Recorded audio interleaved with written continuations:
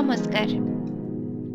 ମୁଁ ସୋନାଲିସ୍ କିଚେନକୁ ଆପଣମାନଙ୍କୁ ଅନେକ ଅନେକ ସ୍ୱାଗତ ଜଣାଉଛି। ଆମ୍ବ ଖଟା। ଖରା ଦିନରେ କଞ୍ଚା ଆମ୍ବର ଏହି ଚଟପଟା ରେସିପିଟି ପ୍ରାୟ ଘରେ ଘରେ ପରିଚିତ। ଆକୁ ଆପଣ ଭାତ, ରୁଟି, ପରଟା, ପୁରୀ ସହ ଆକୁ ନିଶ୍ଚିନ୍ତ ଖାଇଥିବେ। କିନ୍ତୁ ଖାସ୍ କରିକି ଅରୁଆ ଭାତ ସହିତ ଆର କମ୍ବିନେସନ୍ ବହୁତ ହି ବଢ଼ିଆ ଲାଗିଥାଏ। ତ ଆଜି ମୁଁ ଆପଣମାନଙ୍କ ପାଇଁ ଆମ୍ବ ଖଟାର ଏହି ଚଟପଟା ରେସିପିଟି ନେଇକି ଆସିଛି। ଆଉ ଡେରି ନକରି ଚାଲନ୍ତୁ ଷ୍ଟାର୍ଟ କରିନେବା ଆଜିର ରେସିପି। ଆମ୍ବ ଖଟା ବନେଇବା ପାଇଁ ମୁଁ ଏଇଠି ନେଇଛି 2ଟି ବଡ଼ ସାଇଜର ଆମ୍ବକୁ ଏହିପରି ଭାବରେ କାଟିକି ନେଇଛି। ମୁଁ ଏଇଠି ଆର ଚୋପା ଛଡ଼େଇନି। ଆପଣ ଯଦି ଚାହିଁବେ ଆର ଚୋପା ଛଡ଼େଇକି ମଧ୍ୟ ନେଇପାରିବେ। ମୁଁ ଗୋଟେ କଢ଼େଇ ନେଇଛି ଏବେ। ସେଇ କଢ଼େଇରେ 2 ଚାମଚ ତେଲକୁ ଆଗରୁ ଗରମ କରିକି ନେଇଛି। ସେଇଥିରେ ପଞ୍ଚଫୁଟଣ ନେଉଛି। ପଞ୍ଚଫୁଟଣକୁ ଫୁଟି ସାରିଲା ପରେ ମୁଁ ଏବେ ପାନମଧୁରୀ ଦେଉଛି, ଜିରା ଏବଂ ଗୋଟେ ଶୁଖିଲା ଲଙ୍କାକୁ 2 ଫାଳ କରିକି ନେଇଛି, ତାକୁ ମଧ୍ୟ ଭଲ ଭାବରେ ଫୁଟେଇ ନେଉଛି। ତାପରେ ମୁଁ କିଛି ଭୃଷଙ୍ଗ ପତ୍ର ନେଇଥିଲି, ତାକୁ ମଧ୍ୟ ଏଥିରେ ଆଡ୍ କରୁଛି। ଆମ୍ବ ଖଟାରେ ଭୃଷଙ୍ଗ ପତ୍ରର ବାସ୍ନା ବହୁତ ହି ବଢ଼ିଆ ଲାଗିଥାଏ। ତ ଏବେ ମୁଁ ଯୋଉ ଆଗରୁ କାଟିକି ରଖିଥିଲି ଆମ୍ବ ତକକୁ ସବୁ ଏଥିରେ ଦଉଛି। କିଛି ସମୟ ଆକୁ ଚଲେଇ ନେବେ।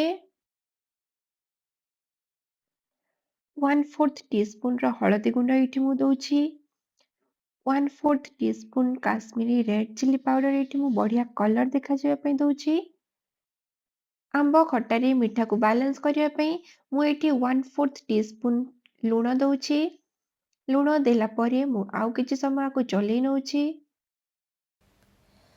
ଆମ୍ବ ସଫ୍ଟ ହେବା ପାଇଁ ମୁଁ ଏଇଠି କଢ଼େଇର ଲିଡ୍କୁ ବନ୍ଦ କରିକି କିଛି ସମୟ ପାଇଁ କୁକ୍ ହେବା ପାଇଁ ଦେବି।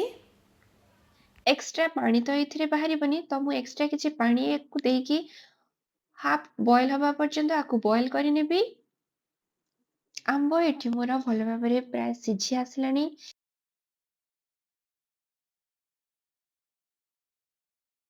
ଏବେ ମୁଁ ନେଉଛି ଗୁଡ଼। 2ଟି ବଡ଼ ସାଇଜର ଆମ୍ବ ପାଇଁ ମୁଁ ଏଇଠି ନେଇଛି ଗୋଟେ ଛୋଟ ବାଉଲ୍ ଗୁଡ଼। ଆପଣ ଯଦି ମିଠା ଖାଇବାକୁ ବେଶୀ ପସନ୍ଦ କରନ୍ତି ତାହେଲେ ଆଠୁ ଅଧିକ ଆଉ ଟିକେ ଗୁଡ଼ ନେଇପାରନ୍ତି, କିନ୍ତୁ ମୁଁ ଏଇଠି ଏତିକି ନେଇଛି ଗୁଡ଼। ଗୁଡ଼କୁ ଭଲ ଭାବରେ ଚଲେଇ ଦେବେ।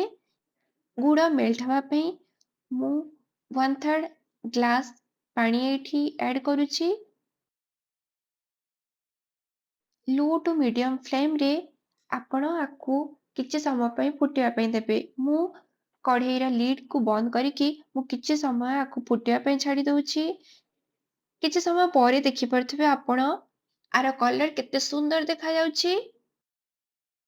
ଏବେ ଏଇଥିରେ ମୁଁ ନେଇଛି 1/4 ଟିସ୍ପୁନ ଆରାରୁଟ୍ ପାଉଡର। ଆପଣ ଆରାରୁଟ୍ ବଦଳରେ ଆପଣ ଚାଉଳ ଗୁଣ୍ଡ ମଧ୍ୟ ଆଡ୍ କରିପାରିବେ। ଆରାରୁଟ୍ ପାଉଡରରେ ମୁଁ ପାଣି ମିଶେଇକି ଆକୁ ଏଇଥିରେ ଆଡ୍ କରିଛି। ଆମ୍ବ ଖଟାର ଗ୍ରେଭିକୁ ଥିକ୍ କରିବା ପାଇଁ ମୁଁ ଏଠି ଆରାରୁଟ୍ର ବ୍ୟବହାର କରିଥିଲି, କିନ୍ତୁ ଆପଣ ଆକୁ ଚାହିଁଲେ ସ୍କିପ୍ ମଧ୍ୟ କରିପାରିବେ। ଗୋଟେ ଛୋଟ ଚାମଚ ଜିରା ଗୁଣ୍ଡ ମୁଁ ଏଇଠି ଲାଷ୍ଟରେ ଆଡ୍ କଲି। ଏଇଟା ବହୁତ ବଢିଆ ବାସ୍ନା ଆସିବ ଖଟାରେ।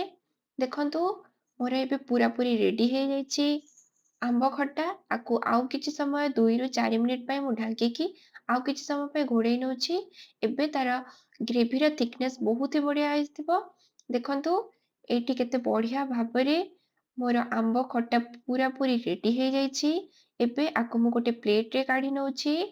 ଥଣ୍ଡା ହେଲା ପରେ ଆପଣ ଆକୁ ଫ୍ରିଜରେ କିଛି ଦିନ ପାଇଁ ଷ୍ଟୋର କରିକି ରଖିକି ମଧ୍ୟ ଖାଇପାରିବେ। ତ ଦେଖନ୍ତୁ ପୁରାପୁରି ଆମର ଆମ୍ବ ଖଟା ରେଡି ହେଇଯାଇଛି। ଥଣ୍ଡା ହେଲା ପରେ ଆପଣ ଆକୁ ଖାଆନ୍ତୁ।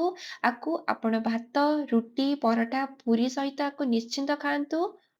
ନିଶ୍ଚିନ୍ତ ଆପଣ ଆକୁ ଥରେ ଘରେ ବନାନ୍ତୁ। ଘରେ ବନେଇକି ଖାଇଲା ପରେ ମୋତେ କମେଣ୍ଟ ବକ୍ସରେ କମେଣ୍ଟ କରିବାକୁ ବିଲକୁଲ ବି ଭୁଲିବେନି। ଆଉ ତା ସହିତ ଆଜିର ଏହି ରେସିପିଟି ଆପଣମାନଙ୍କୁ କେମିତି ଲାଗିଲା ନିଶ୍ଚିନ୍ତ ଜଣେଇବେ। ଦେଖା ହବା ଆଉ ଗୋଟେ ନୂଆ ରେସିପି ସହିତ। ଧନ୍ୟବାଦ।